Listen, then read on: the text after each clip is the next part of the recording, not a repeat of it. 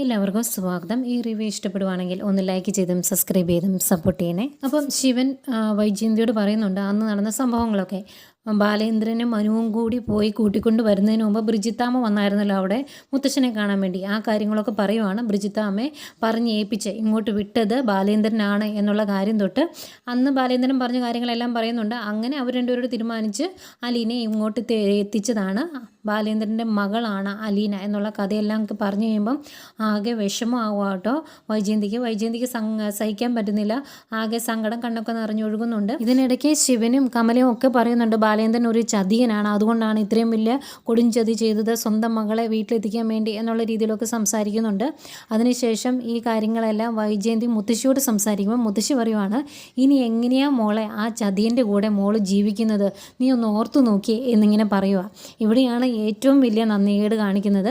കാരണം മുത്തശ്ശിയുടെ മകള് ഇതിനേക്കാൾ വലിയ നന്ദികേട് കാണിച്ചിട്ട് ആ കുഞ്ഞിനെ പോലും ഉപേക്ഷിച്ചിട്ട് നിൽക്കുമ്പോഴാണ് അവർ പറയുന്നത് ബാലേന്ദ്രൻ ഒരു ചതിയനാണ്, ആ കൂടെ ജീവിക്കാൻ പറ്റില്ലെന്ന്. അതിന് പകരം നിൻ്റെ കഴിഞ്ഞകാല ജീവിതത്തിലും ഇതുപോലുള്ള ഒരു തെറ്റ് നിനക്ക് സംഭവിച്ചിട്ടുള്ളതല്ലേ, അതുകൊണ്ട് നീ അങ്ങ് അഡ്ജസ്റ്റ് ചെയ്ത് ജീവിക്കേ, ഇനി പ്രശ്നമൊന്നും ഉണ്ടാക്കണ്ട എന്ന് പറയുവാണെങ്കിൽ ചിലപ്പം വൈജയന്തി ഒന്ന് തണുത്തേനെ. പക്ഷേ മുത്തശ്ശി അവിടുന്ന് എരിവേറ്റി വിടുന്നു. അവിടുന്ന് പോരുന്ന വൈജയന്തിക്ക് ആകെ വിഷമമാണ്, വണ്ടിയിലിരുന്ന് കരയുന്നൊക്കെയുണ്ട്. ഏതായാലും തിരിച്ചു വരുന്ന വൈജയന്തിയോട് അലീന എന്നും കയറി വരുമ്പോൾ ചോദിക്കുമല്ലോ ചായ വേണോ എന്തെങ്കിലും കഴിക്കാൻ വേണോ എന്നൊക്കെ ചോദിക്കുമല്ലോ. അങ്ങനെ ചോദിക്കുമ്പം വൈജയന്തി പറയുവാണ് കുറച്ച് വിഷം എടുത്ത് വെക്കും, ഞാൻ അതങ്ങ് കഴിച്ചോളാം എന്ന്. എന്നിട്ട് ദേഷ്യപ്പെട്ട് അങ്ങ് പോവേ. എന്നിട്ടും ദേഷ്യവും സങ്കടവും തീരുന്നില്ല, തിരിച്ചു വരും. എന്നിട്ട് അലീനയോട് ചോദിക്കുന്നുണ്ട്, നീ ഇവിടെ വന്നപ്പോൾ എന്താ പറഞ്ഞത്, നിനക്ക് ആരുമില്ല, നീ അനാഥാലയത്തിലാണ് വളർന്നത് എന്നൊക്കെയല്ലേ പറഞ്ഞത്, എന്നിട്ട് നീ എങ്ങനെയാണ് ഇപ്പം ബാലേന്ദ്രൻ്റെ മകളായത്, എന്നെ ചതിക്കുമായിരുന്നല്ലോ എന്നുള്ള രീതിയിൽ സംസാരിക്കുന്നു. എന്നിട്ട് പറയുന്നുണ്ട്, നീ ഇപ്പോൾ ബാലേന്ദ്രൻ്റെ മകളാണെങ്കിലും ശരി, നമ്മൾ രണ്ടുപേരൂടെ ഒരുമിച്ച് ഈ വീട്ടിൽ ഇനി ജീവിച്ചു പോകുകയില്ല, അത് ഞാൻ തീരുമാനിച്ച കാര്യമാണ് എന്ന് പറഞ്ഞിട്ടാണ് വൈജയന്തി അലീനയുടെ അടുത്ത് നിന്ന് പോകുന്നത്. അലീനയ്ക്ക് ആകെ വിഷമാവുന്നുണ്ട്. ഇനിയും ഈ കാര്യങ്ങൾ എങ്ങനെ സോൾവ് ചെയ്യണമെന്ന് അറിയില്ലല്ലോ, അതിൻ്റെ വിഷമമുണ്ട്. അത് കഴിഞ്ഞ് അലീന ബാലേന്ദ്രൻ്റെ അടുത്ത് ചെന്നിട്ട് പറയുവാണ് എല്ലാവരും കൂടി ആ പാവത്തിനെ ഇട്ട് വട്ട് കളിപ്പിക്കുവാണ് എന്ന്. അന്നേരം ബാലേന്ദ്രൻ ചോദിക്കുവാണ്, പാവോ, കഴിഞ്ഞ കാലത്ത് ചെയ്തു വെച്ച ക്രൂരത, കഴിഞ്ഞ 22.5 വർഷം എന്നെ വഞ്ചിച്ചതിൻ്റെ ഫലമാണ് ഇപ്പോൾ അനുഭവിക്കുന്നത് എന്നുള്ള രീതിയിൽ തന്നെ ബാലേന്ദ്രൻ പറയും. പിന്നെ ബാലേന്ദ്രനെ കാണാനായിട്ട് ചെല്ലുന്നുണ്ട് കേട്ടോ വൈജയന്തി.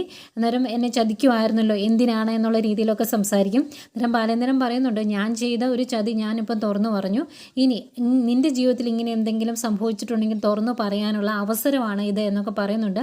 അപ്പോഴും വൈജയന്തിക്ക് ബാലേന്ദ്രന് വേറൊരു സ്ത്രീയിൽ കുഞ്ഞുണ്ടായത് ഉൾക്കൊള്ളാൻ പറ്റുന്നില്ല, അവളെ ആ വീട്ടിൽ നിർത്തുന്നതും ഇഷ്ടപ്പെടുന്നില്ല. അതുകൊണ്ട് തന്നെ ഒന്നെങ്കിൽ അലീന അല്ലെങ്കിൽ ഞങ്ങളിൽ ഒരാളെ ഇവിടെ ഇനി താമസിക്കുകയുള്ളൂ, അതേ നടക്കുകയുള്ളൂ എന്ന് പറയുമ്പോഴും ബാലേന്ദ്രൻ പറയുന്നത് അലീനെ ഇവിടുന്ന് പറഞ്ഞു വിടാൻ സാധിക്കില്ല എന്നാണ്.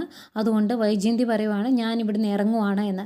അന്നേരം ബാലേന്ദ്രൻ പറയുന്നുണ്ട്, നീ ഇവിടുന്ന് പോകണമെന്ന് ഞാൻ ആഗ്രഹിക്കുന്നില്ല, ഞാൻ അങ്ങനെ പറയുകയില്ല എന്ന് പറയുമ്പം ഞാൻ പക്ഷെ തീരുമാനിച്ചു കഴിഞ്ഞു എന്ന് പറഞ്ഞ് വളരെ ദേഷ്യത്തോടെ രാത്രിയിൽ തന്നെ അവിടുന്ന് വണ്ടി എടുത്ത് പോരുവാണ്.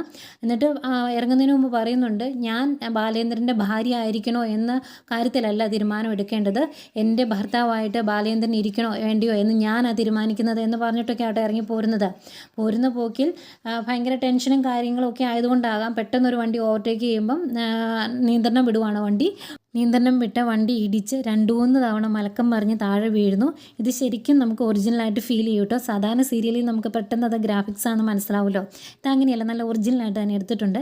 ഏതായാലും ആക്സിഡൻറ്റ് കഴിഞ്ഞ് തീരെ വയ്യാണ്ടാവുന്ന ക്രിട്ടിക്കൽ സ്റ്റേജിലാവുകയാണ് വൈജയന്തിക്ക് രക്തമൊക്കെ വേണ്ടി വരും കേട്ടോ. അന്നേരം വേറെ ആരും രക്തം കൊടുക്കാനില്ല, വൈജയന്തിക്ക് രക്തം കൊടുക്കുന്നതൊക്കെ അലീനയാണ്.